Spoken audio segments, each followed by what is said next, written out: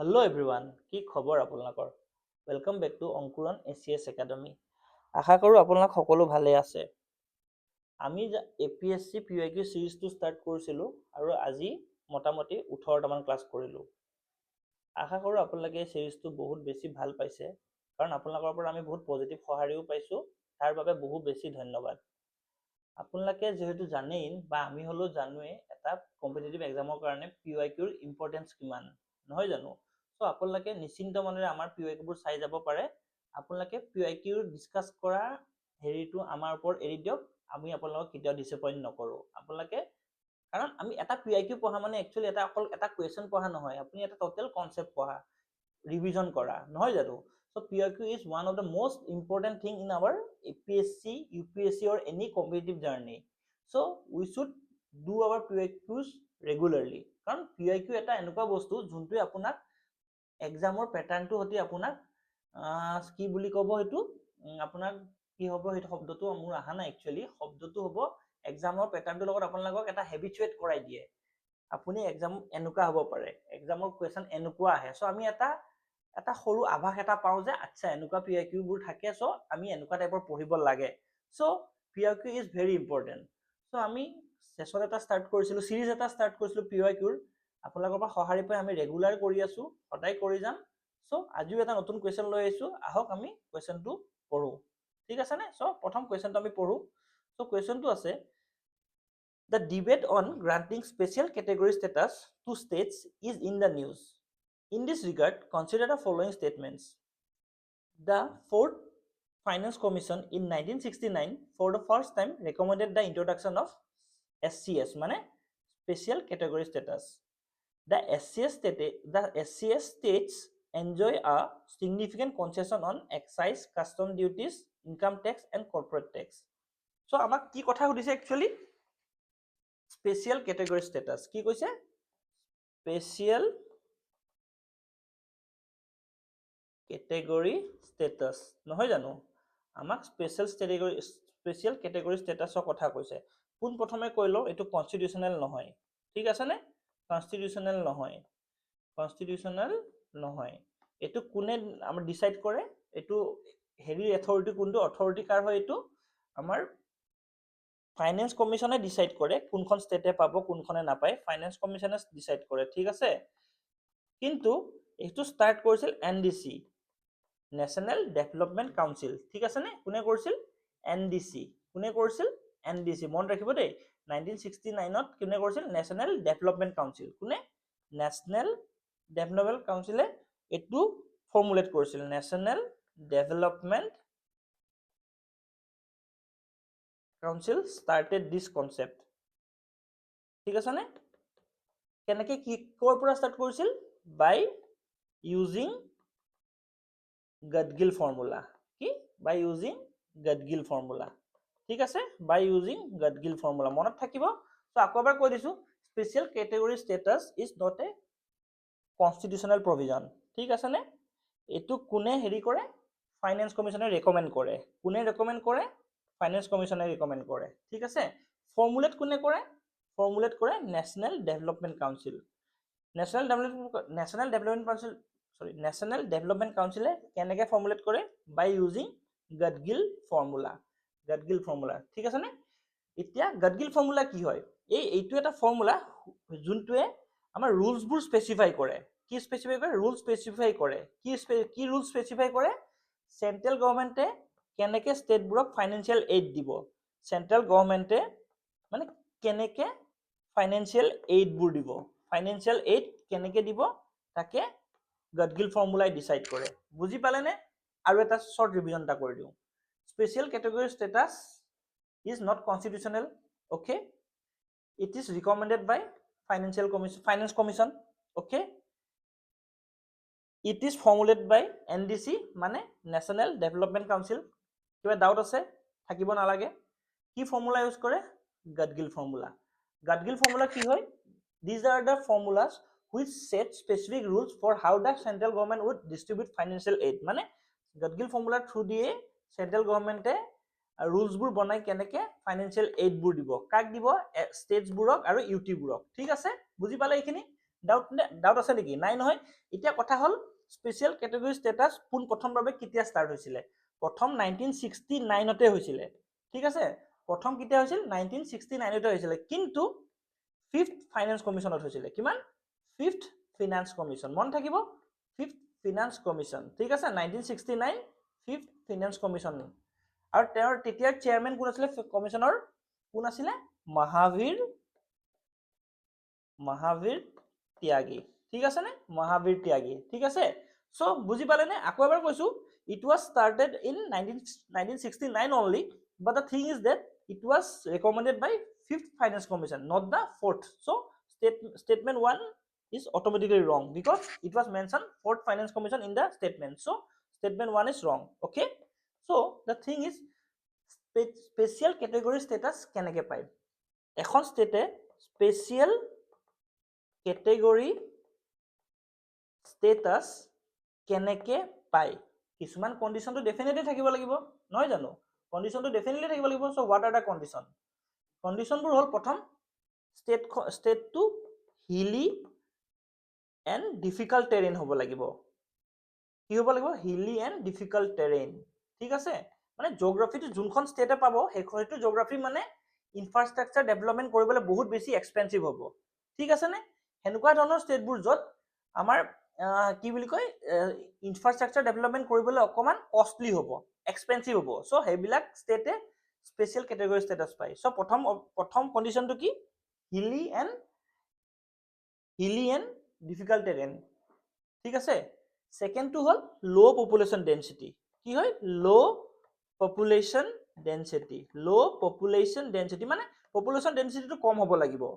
ষ্টেটখনৰ বহুত বেছি পপুলেটেড হ'ব নালাগিব, পপুলেশ্যন ডেঞ্চিটি হ'ব লাগিব।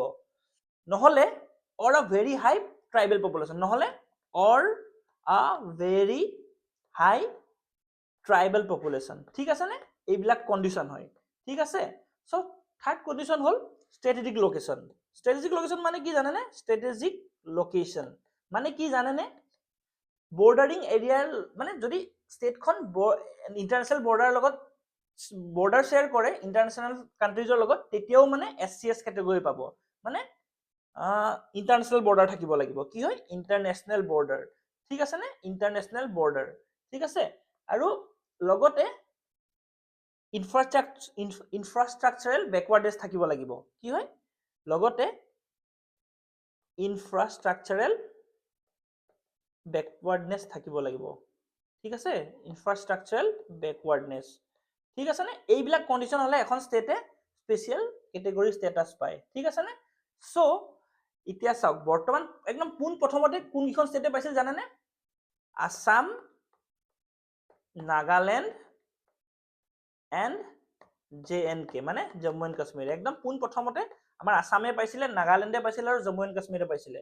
এইকেইটা কণ্ডিশ্যন মানে এইকেইটা কণ্ডিশ্যনত through the Assam, Nagaland and Jammu কাশ্মীৰে পোনপ্ৰথম 1969 যেতিয়া ৰেকমেণ্ড কৰিছিল ফিফ্থ ফাইনেন্স কমিশ্যনে, তেতিয়া পাইছিলে। ঠিক আছে নে? চ' বেনিফিটছ কি?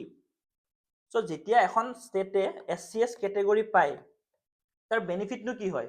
প্ৰথম হ'ল চেণ্ট্ৰেলি স্পন্সৰ স্কিমবোৰত 90:10 ফাণ্ডিং পায়। মানে কি হয়? কি ধৰি লওক, এখন স্পেচিয়েল কেটেগৰী ষ্টেটৰ লগত কিবা ডেভেলপমেণ্ট প্ৰজেক্ট এটা আহিলে, তেতিয়া চেণ্ট্ৰেল গভৰ্ণমেণ্টৰ পৰা 90% ফাণ্ডটো দিয়ে, 10% ষ্টেটে দিব লাগে। বুজি পালে? সেইটো হ'ল আমাৰ চবতছে ডাঙৰ বেনিফিটটো হ'ল এইটো, মানে 90:10 ৰেচিঅ'। মানে ধৰি লওক, যদি কিবা এটা স্কিমত 100 টকা লাগে, তাৰে 90 টকা আমাৰ চেণ্টাৰে দিব, 10 টকা মাত্ৰ ষ্টেটে দিব লাগিব। বুজি পালে? নেক্সটটো হ'ল টেক্স কনচেশ্যনবোৰ পায়। টেক্স কনচেশ্যন পায়। টেক্স কনচেশ্যন যেনেকে, মানে ধৰি লওক টেক্স কনচেশ্যন কিয় দিয়ে জানে নাই? ধৰি লওক যিহেতু এইবিলাক বেকৱাৰ্ড এৰিয়া বা হিলি টেৰেইন হ'ল, নহ'লে ধৰি লওক বৰ্ডাৰ এৰিয়াবোৰ হ'ল, তাত ধৰি লওক আমাৰ কি হয়? ইনভেষ্টমেণ্টবোৰ যাব নোখোজে, ধৰক ডাঙৰ ডাঙৰ ইণ্ডাষ্ট্ৰীবোৰ ছেটআপ হ'ব নোখোজে, কাৰণ যিহেতু কষ্টটো বাঢ়ি যায়। চ' তেওঁলোকক টেক্স কনচেশ্যন দিয়ে। কেনেকুৱা ধৰণৰ দিয়ে? এক্সাইজটো হেৰি কৰে, এক্সাইজ এণ্ড কাষ্টম ডিউটিজত হেৰি কৰি দিয়ে, নহ'লে ইনকাম টেক্সটো কমাই দিয়ে বা মাফ কৰি দিয়ে, নহ'লে কৰ্পৰেট টেক্স কমাই দিয়ে। ঠিক আছে নে? চ' এইবিলাক ধৰণৰ টেক্স এক্সাম্পশ্যন দিয়ে, যাতে ডাঙৰ ডাঙৰ বিজনেছবোৰে তাত বিজনেছ ছেটআপ কৰে। ঠিক আছে নে? আৰু এটা ইম্পৰ্টেণ্ট হয় নন লেপছিং ফাণ্ড। কি হয়? নন ল্যাপসিং ফান্ড মানে কি হয়, এখন যদি এখন ষ্টেট নন স্পেচিয়েল কেটেগৰী ষ্টেটত থাকে, ষ্টেটাছ পায়, তেতিয়া ধৰি লওক এই বছৰটোৰ কাৰণে ধৰি লওক 10 লাখ টকা দিছিল, ধৰি লওক মই এটা সৰু এমাউণ্ট দিছোঁ 10 লাখ টকা, কিন্তু ডেভেলপমেণ্টৰ কাৰণে ধৰি লওক 9 লাখ টকা খৰচ হ'ল, সেই 1 লাখ টকাটো আকৌ চেণ্টাৰলৈ উভতি নাযায়, সেইটো অহা বছৰ আকৌ কণ্টিনিউ হয়, বুজি পালেনে?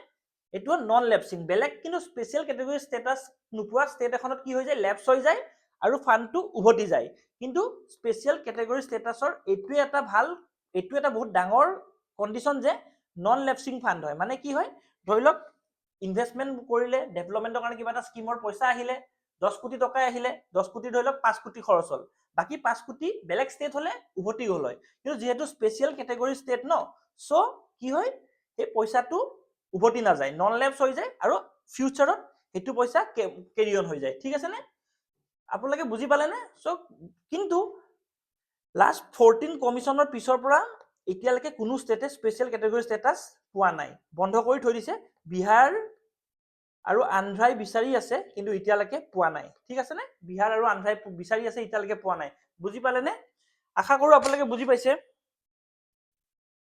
আৰু কথাটো হ'ল আপোনালোকে বাৰু এইটো কনফিউজন হয় নেকি, কি বুলি কয়, এইটো আপোনাৰ স্পেচিয়েল কেটেগৰী ষ্টেটাছ আৰু স্পেচিয়েল ষ্টেটাছৰ মাজত আপোনালোকৰ কনফিউজন হয় নেকি বাৰু?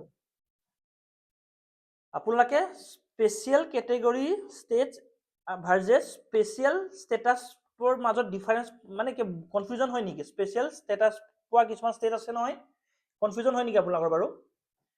যদি কনফিউজন হয় ন, মই আপোনাক ভালকে বুজাই দিওঁ বস্তুটো, কি চাওক, স্পেচিয়েল ষ্টেটাছ বুলি এটা আছে, এটা স্পেচিয়েল কেটেগৰী ষ্টেটাছ আছে, ঠিক আছে? চাওক, মইতো প্ৰথমতে কৈছোঁ এইটো নন কনষ্টিটিউচনেল, ঠিক আছে, আৰু এইটোতো ডাইৰেক্ট কনষ্টিটিউচনেল, হয় নে নহয় কনষ্টিটিউচনেল? কাৰণ আমাৰ চাওক আৰ্টিকেল 371ৰ পৰা, আগতে 370 আছিলে, 370টো এতিয়া বৰ্তমান হেৰি হ'ল, আঁতৰাই দিলে, 371ৰ পৰা ষ্টাৰ্ট হয়নে? 371ৰ পৰা ষ্টাৰ্ট হয়নে? 371ৰ পৰা হয় 371 জে লৈকে যায়, আৰু অসম কিমান 371 বি।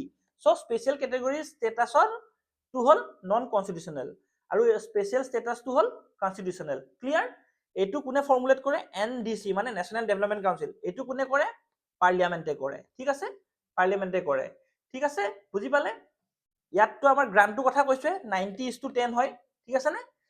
আৰু ইয়াত একচুৱেলি ইয়াৰ এই স্পেচিয়েল কেটেগৰী ষ্টেটাছটো কি জানে? প্ৰটেকশ্যন অফ কাষ্টমাৰী লজ, ধৰি লওক আমাৰ কিছুমান কাষ্টমাৰী লজ আছে, সেইবোৰ মানে আমাৰ প্ৰটেক্ট কৰিব পাৰে, যেনেকৈ আমাৰ আৰ্টিকেল 371 বিৰ আমাৰ অসমৰ স্পেচিয়েল ষ্টেটাছটো যেনেকৈ আহে, সেনেকুৱা ধৰণৰ কাৰণে আৰ্টিকেল 371 বি অসমৰ কাৰণে লাগু হয়, বুজি পালেনে? এইখিনি হ'ল আমাৰ স্পেচিয়েল কেটেগৰী ষ্টেটাছৰ বস্তু আৰু স্পেচিয়েল ষ্টেটাছৰ ডিফাৰেঞ্চটো, বুজি পালে? এটা কনষ্টিটিউচনেল, এটা নন কনষ্টিটিউচনেল, ঠিক আছে নে?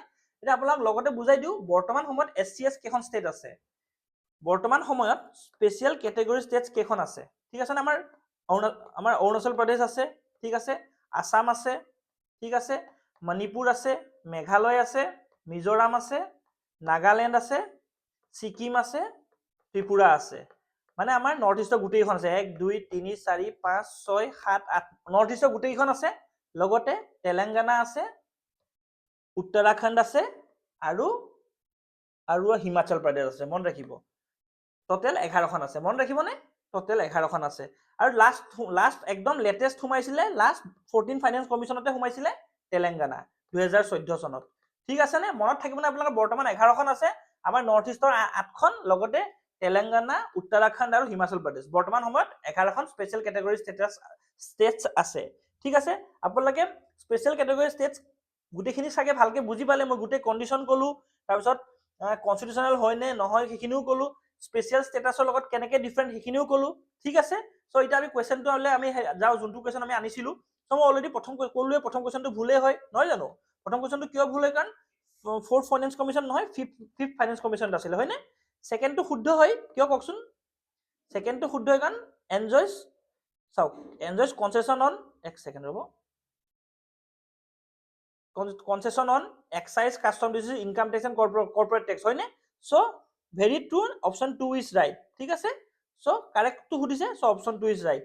আশা কৰোঁ আপোনালোকে আজি ক্লাছটো, আজি মানে PYQ ছেশ্যনটো বুজি পালে, কাৰণ আজি এটা ইম্পৰ্টেণ্ট কুৱেশ্যনে লৈ আহিছিলোঁ, আমাৰ পলিটিৰ এটা ইম্পৰ্টেণ্ট টপিকে লৈ আহিছিলোঁ, লগতে আমাৰ এইটো টপিক কাৰেণ্ট এফেয়াৰ্ছত আহিয়ে থাকে, কাৰণ চ' আশা কৰোঁ আপোনালোকে আজি টপিকটো ভাল পালে, অলপমান ৰিভাইজ দিব, যদি মই পঢ়োৱা কিবা ভুল হৈছে আপোনালোকে মোক জনাই দিব কমেণ্ট ছেকশ্যনত, মই সেইটোও শুধৰাই দিম। আৰু বাকী আজি ভিডিঅ'টো যদি ভাল পাইছে লাইক কৰিব, শ্বেয়াৰ কৰিব, ছাবস্ক্ৰাইব কৰিব। ইমানতে ভিডিঅ'টো সামৰিছোঁ, ধন্যবাদ।